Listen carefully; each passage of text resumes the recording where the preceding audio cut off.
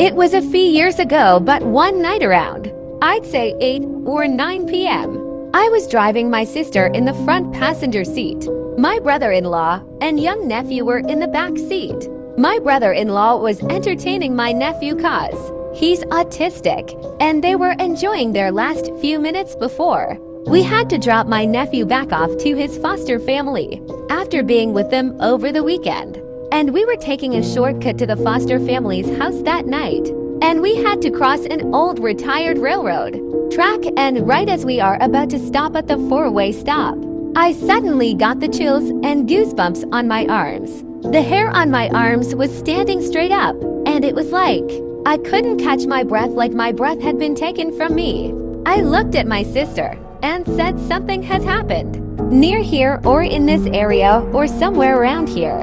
I don't know if it's a natural thing or a bad thing, but something somewhere has happened, and not even 2 seconds later we are nearing the train tracks, and all of a sudden, out of nowhere on the passenger side of my car, on the side of the road, stood the ghostly figure of an older gentleman. He was wearing what appeared to be blue jeans, a casual shirt, business suit-like jacket, loafer shoes, and a straw hat, and he just walks out in front of my car as I'm hitting my brakes, and he crosses the street in front of us, gets to the other side of the road, and just straight disappears.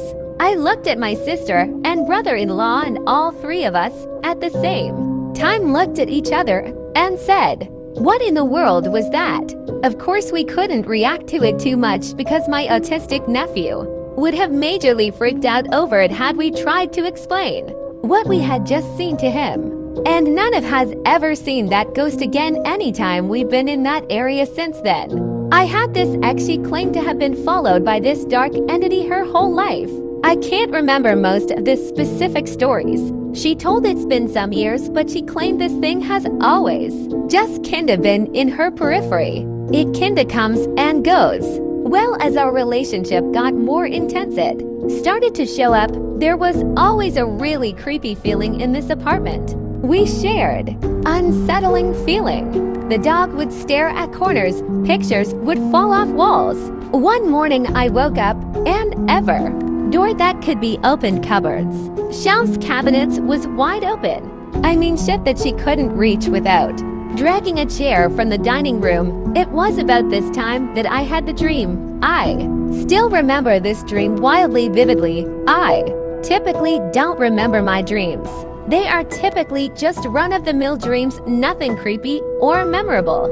Hell, I couldn't even tell you if I dream in color or not. This dream, though, was as real as a dream could be. I was in a random house with my ex when I was suddenly lifted off the ground, carried through a hallway, and slammed into a closet.